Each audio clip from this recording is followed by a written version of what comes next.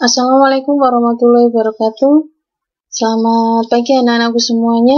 Alhamdulillah kita masih berjumpa lagi dalam PJJ.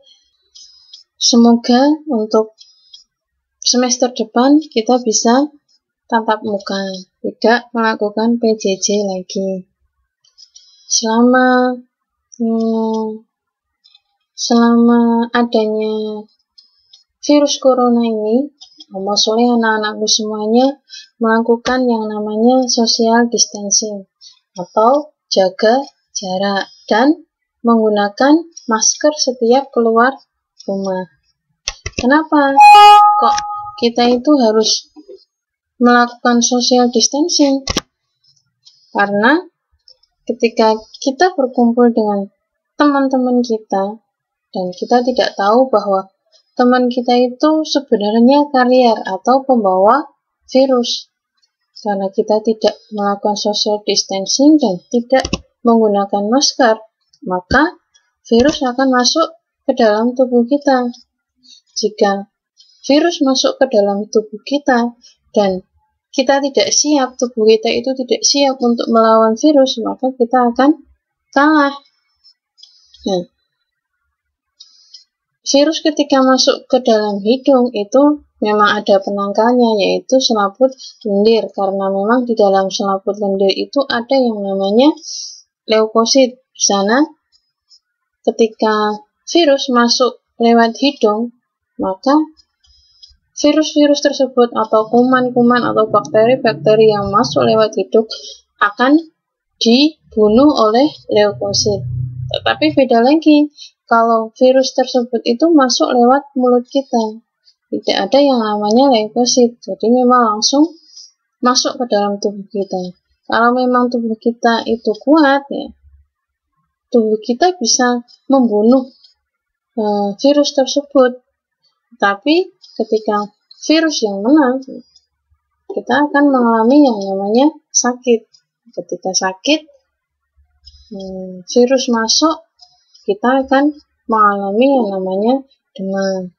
Ketika demam, ya harus istirahat dengan cukup, makan makanan yang bergizi. Setelah itu, ketika sudah merasa baikan, sudah istirahat cukup, sudah makan makanan yang bergizi, harapannya kita nanti bisa sehat lagi, bisa semangat lagi dalam mencari ilmu.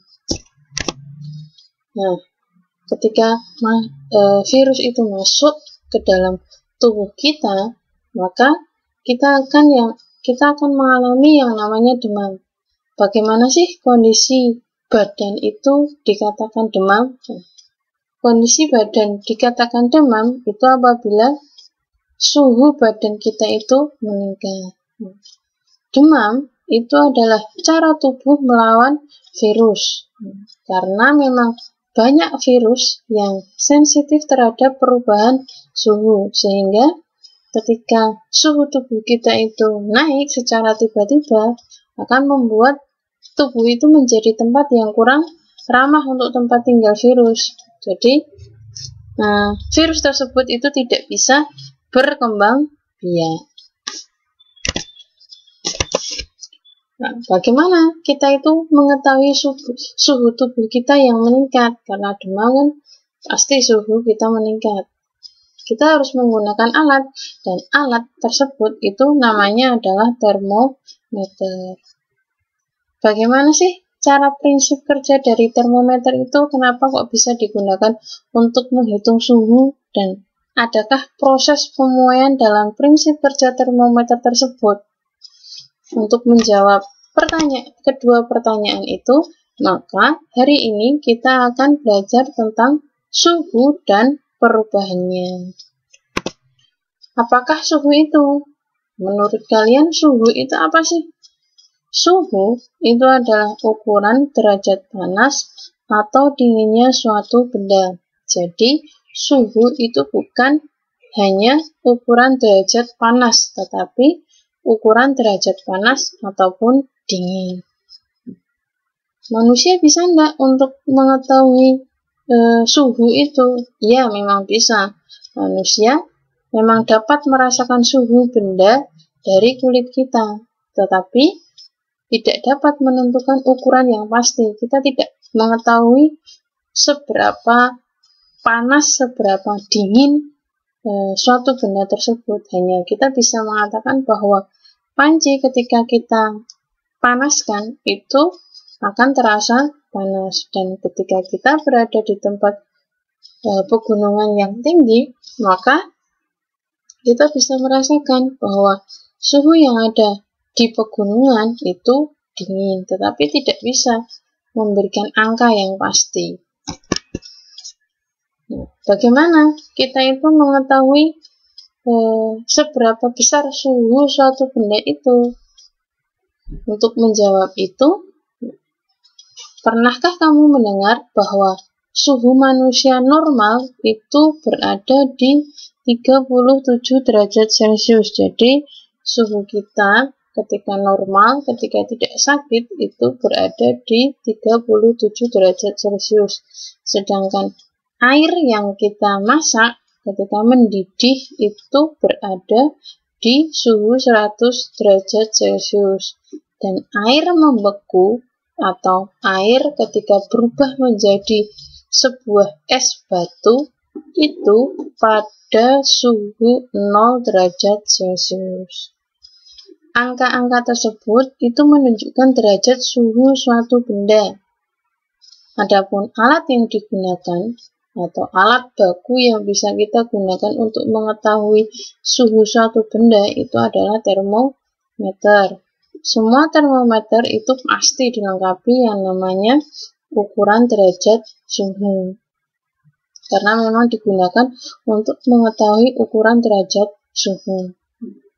Adapun satuan suhu dalam sistem internasional itu bukan Celcius, melainkan Kelvin. Tetapi memang kebanyakan penduduk Indonesia itu menggunakan termometer dengan satuan Celcius. Tetapi untuk negara-negara lain ada yang menggunakan Fahrenheit, ada yang menggunakan Kelvin juga ada.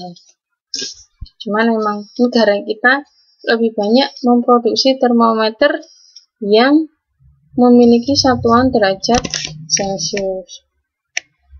Di dalam termometer itu ada apa saja? Bagian-bagian dari termometer itu ada apa saja? Yang pertama, itu ada yang namanya tabung gelas. Ini adalah tabung gelasnya. Atau badan termometer yang di dalamnya berisi komponen-komponen utama. Ada skala, ada pipa, ada daya cair, dan masih banyak lagi. Yang kedua, ada pipa kaca atau pipa kapiler.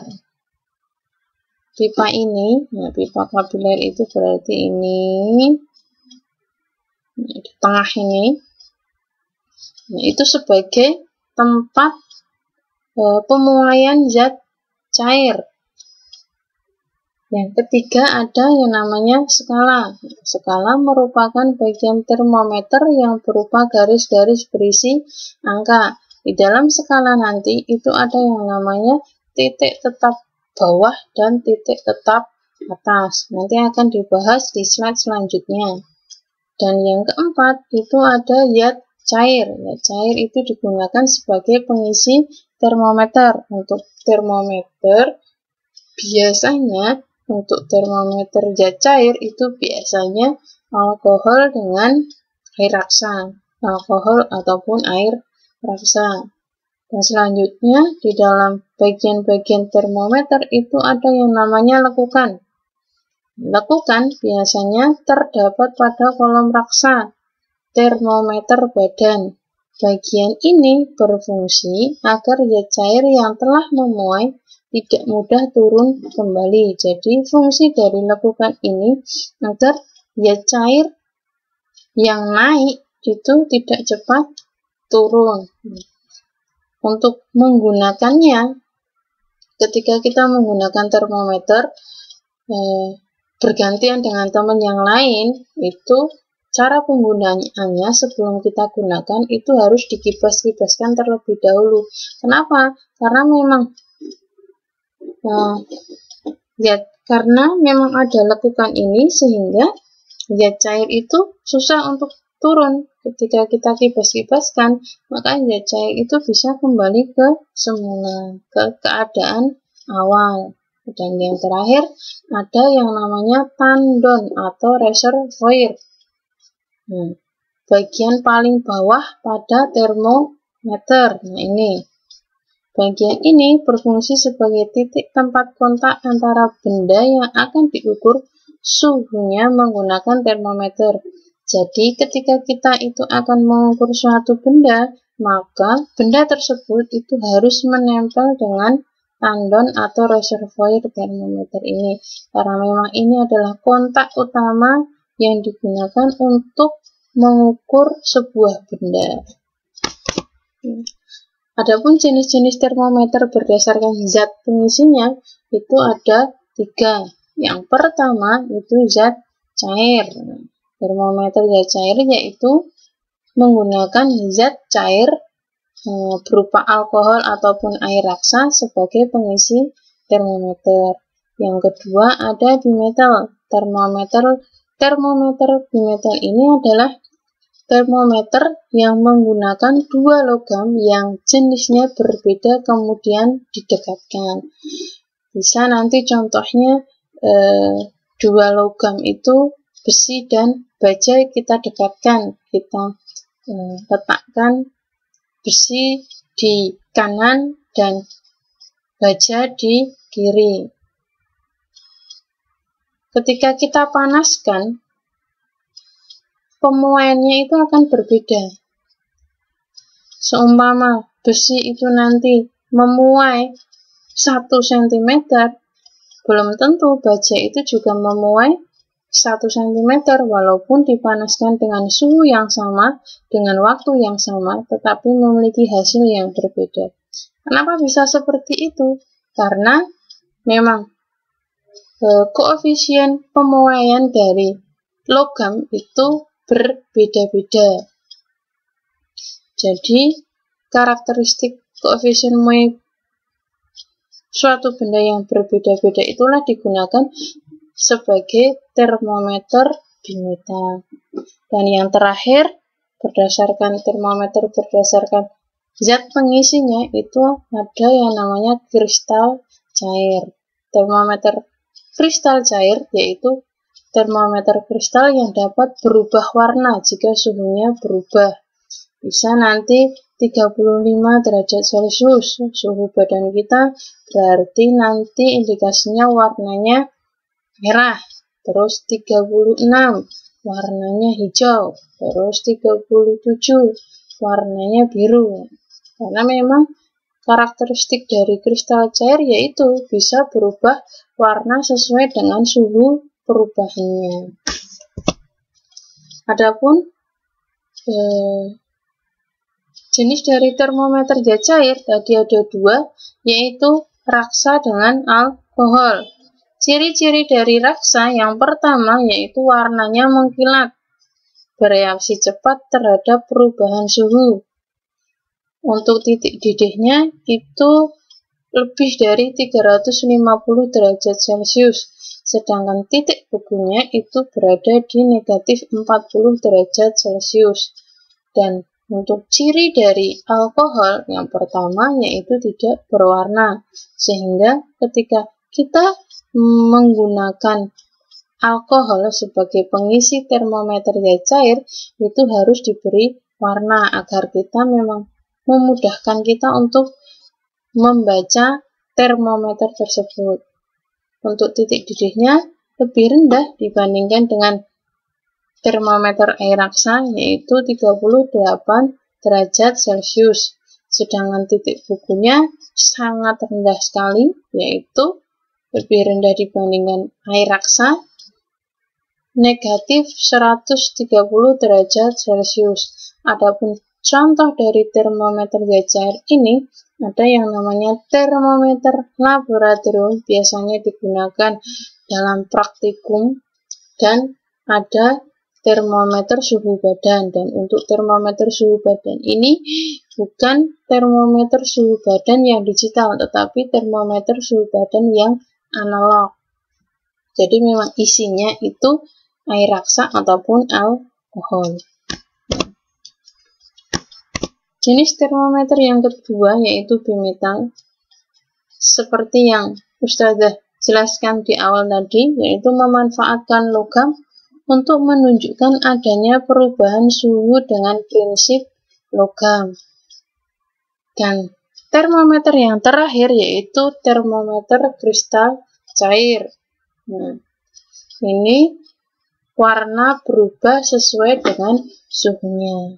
Nah, ini contoh dari termometer kristal cair. Nanti bisa di-search di Google, banyak contohnya dari termometer kristal cair dan aplikasi dari termometer bimetal ini.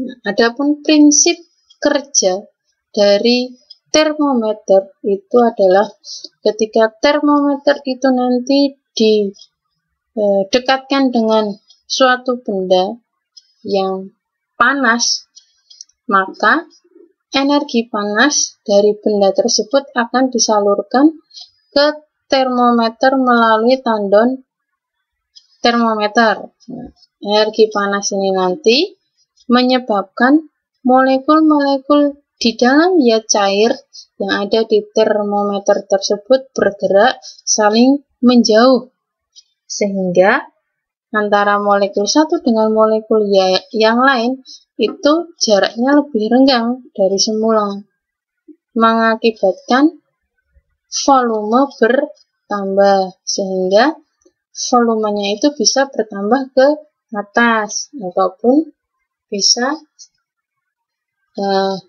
menunjukkan suhu ataupun peningkatan suhu yang ada di dalam zat cair tersebut.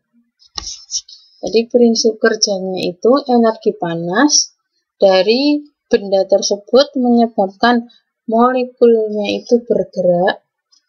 Setelah molekul bergerak itu nanti mengakibatkan adanya jarak antara molekul satu dengan molekul yang lain. Karena adanya jarak antara molekul-molekul satu dengan yang lain, sehingga volume dari zat cair tersebut itu bertambah, tetapi massa zatnya itu tetap tidak berubah. Adapun semua termometer itu pasti memiliki skala. Semua termometer analog itu pasti ada skalanya. Nah, adapun skala yang kita kenal, ini mengulang di waktu SD kemarin, itu ada 4. Yang pertama itu Celsius, Fahrenheit, Reaumur, dan Kelvin. Untuk Celsius, titik tetap atasnya itu berada di 100 derajat Celcius. Untuk titik tetap bawahnya itu berada di 0 derajat Celcius. Terus kenapa kok titik tetapnya itu di 100 dan titik tetapnya bawah itu ada di 0? Karena memang Pak Celcius, karena yang menemukan itu namanya Celcius, melakukan eksperimen dan menggunakan angka 0 sampai 100 derajat Celcius. Jadi titik tetap bawahnya itu adalah 0 dan titik tetap atasnya itu 100. Sedangkan Fahrenheit beda dengan Celcius. Dia tidak mau memulai angka itu dari 0, tetapi dia memilih angka 32 dan diakhiri pada angka 212. Jadi titik tetap bawahnya Fahrenheit itu berada di 32, sedangkan titik tetap atasnya Fahrenheit itu berada di 212 derajat Fahrenheit. Adapun untuk Reaumur lebih kecil dibandingkan Celcius dan Fahrenheit. Jadi ketelitannya itu lebih kecil dibandingkan Celcius dan Fahrenheit. Karena titik tetap bawahnya itu ada di 0, titik tetap atasnya itu berada di 80. Dan untuk Kelvin, dia juga tidak mau memulai angka itu dari 0, tetapi dia memulai angka dari 273 dan diakhiri dengan angka 373. Untuk Kelvin tidak ada derajatnya, beda dengan Celsius, Fahrenheit, dan Reaumur. Kalau Celsius, Fahrenheit, dan Reaumur itu memiliki derajat, untuk Kelvin tidak ada. Tidak perlu menambahkan derajat untuk suhu untuk skala Kelvin. Adapun selisih antara titik tetap atas dan titik tetap bawah untuk Celsius itu adalah 100 dikurangi 0 itu 100, 212 dikurangi 32 itu 180, terus Reaumur 80, Kelvin sama dengan Celsius yaitu 100. Dari selisih titik tetap atas dan titik tetap bawah, kita peroleh perbandingan C banding R banding F dan banding K. Ini K tidak ada derajatnya, nggih. 100 dibanding 80 dibanding 180 dibanding 100. Kita sederhanakan paling sederhana, yaitu dibagi menggunakan angka 20 semuanya. Mendapat untuk Celsius mendapat angka 5, Reaumur mendapat angka 4, Fahrenheit 9, dan untuk Kelvin sama dengan Celsius yaitu 5. Dengan memperhatikan titik tetap bawah dibandingkan mulai dari 0 semuanya, maka perbandingan suhu itu berubah menjadi temperatur Celsius atau suhu Celsius dibandingkan suhu Reaumur dibandingkan suhu Fahrenheit dan dikurangi 32 karena tidak dimulai dari 0 jadi harus dikurangi dengan 32 dibanding dengan suhu Kelvin dikurangi dengan 273 karena memang Kelvin memulai suhunya itu angka 273 sama dengan 5 dibanding 4 dibanding 9 dan dibanding 5. Nah, perbandingan ini semuanya skala ini yang kita peroleh itu nanti bisa kita tuliskan rumus sebagai berikut. Nah, ini ketika kita ini yang diketahui nih, skala yang kita ketahui Celsius, Reaumur, Fahrenheit, dan ini adalah yang kita cari yaitu Celsius, Reaumur, dan Fahrenheit. Ketika kita mencari Reaumur dan yang diketahui adalah Celsius, maka rumusnya adalah Reaumur sama dengan 4/5 dikali Celsius. Kenapa 4-nya di atas? Karena Reaumur yang dicari. Kenapa 5 di bawah? Karena Celsius yang diketahui. Sama dengan yang lainnya. Terus, ketika kita mencari Reaumur dan yang diketahui adalah Fahrenheit, berarti harus kita kurangkan terlebih dahulu 32. Ketika yang diketahui itu adalah Fahrenheit, maka harus kita kurangkan terlebih dahulu. Tetapi ketika yang dicari itu adalah Fahrenheit, maka harus kita tambah di akhir itu dengan angka 32. Untuk Kelvin lebih mudahnya itu apabila kita itu mencari Celsiusnya terlebih dahulu. Ini itu kan sama dengan ini. Jadi kita harus mencari Celsiusnya terlebih dahulu, baru nanti kita tambahkan dengan angka 273. Untuk lebih memahami lagi, kita lihat di contoh soalnya. Sebuah zat cair diukur suhunya menggunakan termometer Celsius diperoleh angka 40 derajat Celsius. Berapakah jika zat cair tersebut diukur suhunya menggunakan termometer Reaumur, termometer Fahrenheit, dan termometer Kelvin? Mengubah skala Celsius ke Reaumur, perbandingan skala termometer Reaumur dan Celsius adalah sebagai berikut, yaitu 4 dibanding 5, sehingga untuk suhu Reaumur itu sama dengan 4/5 dikali dengan temperatur Celsiusnya. Karena temperatur Celsiusnya 40, berarti kita ubah menjadi angka 40.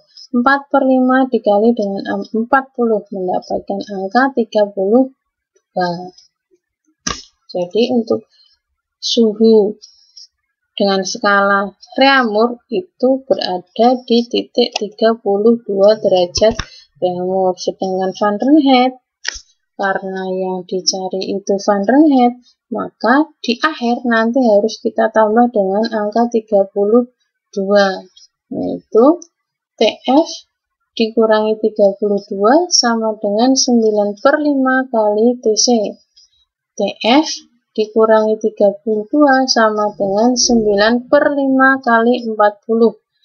5 itu berarti menandakan skala Celsiusnya dan 9 itu menandakan skala Fahrenheitnya. Dari 9/5 dikali 40 mendapatkan angka 72. Karena masih ada 32, pindah ruas menjadi negatif 32, pindah ruas menjadi positif 72 ditambah 32, yaitu 104. Jadi skala Fahrenheitnya diketahui 104 derajat Fahrenheit. Dan terakhir, untuk mengubah Celsius ke Kelvin, gampang saja, tinggal kita tambahkan dengan angka 273. Nah, terus bagaimana kalau kita itu menemukan kasus mencari Kelvin, tetapi yang kita ketahui itu Reaumur dan Fahrenheit, ya? Maka harus kita cari Celsiusnya terlebih dahulu untuk lebih memudahkan kita dalam mencari suhu dari skala Kelvin. Kita ubah ke Celsius terlebih dahulu, baru nanti kita tambahkan dengan 273. Nah, itu tentang suhu dan termometer. Kita membahas tentang pemuaian. Ketika suhu pada suatu benda mengalami kenaikan, maka akan terjadi yang namanya pemuaian. Apa sih pemuaian itu? Pemuaian itu adalah perubahan benda akibat dari bertambahnya suhu. Ketika benda itu dikenai dengan suhu, dengan panas, maka akan terjadi yang namanya pemuaian. Ketika suhu berubah menjadi terlalu panas atau terlalu dingin, maka ada benda tertentu yang mengalami perubahan. Jika dikenai dengan panas atau kalor, maka akan mengalami pemuaian. Jika mendapatkan diberi suhu dingin, maka akan mengalami penyusutan. Adapun pemuaian itu dibagi menjadi 3, yaitu zat padat, zat cair, dan zat gas. Sebenarnya banyak materinya untuk zat padat, pemuaian zat padat, zat cair, dan gas. Tetapi kita sambung lain waktu, kalau memang waktunya nanti mencukupi. Contoh pemuaian zat padat bisa dilihat di dalam gambar. Ini gambar kerupuk nih. Ketika kerupuk itu belum masuk ke dalam minyak yang panas, ukurannya segini, kecil-kecil. Tapi ketika dia itu terkena minyak yang panas, maka dia akan mengembang atau mengalami pemuaian. Di dalam kerupuk ini, ya, yang mengalami perubahan bukan hanya panjangnya saja, tetapi melainkan panjangnya berubah, lebarnya berubah, dan tingginya pun juga berubah. Jadi bisa disimpulkan bahwa kerupuk ini itu mengalami pemuaian yang namanya pemuaian volume. Untuk zat padat itu memang ada 3 pemuaiannya, yaitu pemuaian panjang, luas, dan volume. Masing-masing nanti ada rumusnya, rumus matematisnya. Kalau memang nanti waktunya masih mencukupi, ya, kita akan bahas tentang pemuaian tersebut. Untuk pemuaian, kita kenalan sampai situ dulu. Kita lanjut ke soal. Untuk soal, tidak saya berikan seperti biasanya, ini lesan dan amal soleh nanti dikerjakan di Google Form, dijawab di Google Form yang sudah disediakan di deskripsi. Soalnya ada 2. Yang pertama, didengarkan. Soal yang pertama yaitu sebuah zat cair diukur suhunya menggunakan termometer Celcius, diperoleh angka 60 derajat Celcius. Berapakah suhu zat cair tersebut jika diukur menggunakan A. termometer Raoult, B. termometer Fahrenheit, dan C. termometer Kelvin. Jadi 40 ini diubah menjadi 60 derajat Celcius. Sedangkan soal nomor 2 yaitu sebutkan pemuaian yang terjadi di sekitar kalian dan sebutkan manfaatnya pula. 2 niku nggih soalnya. Alhamdulillah, jazakumullahu khairan. Jika ada pertanyaan bisa menghubungi nomor yang sudah tertera ataupun email yang sudah tertera di layar kacanya masing-masing. Muga-muga Allah paring manfaat dan barokah. Tetap semangat dalam belajar. Jangan lupa untuk dikerjakan soalnya. Wassalamualaikum warahmatullahi wabarakatuh.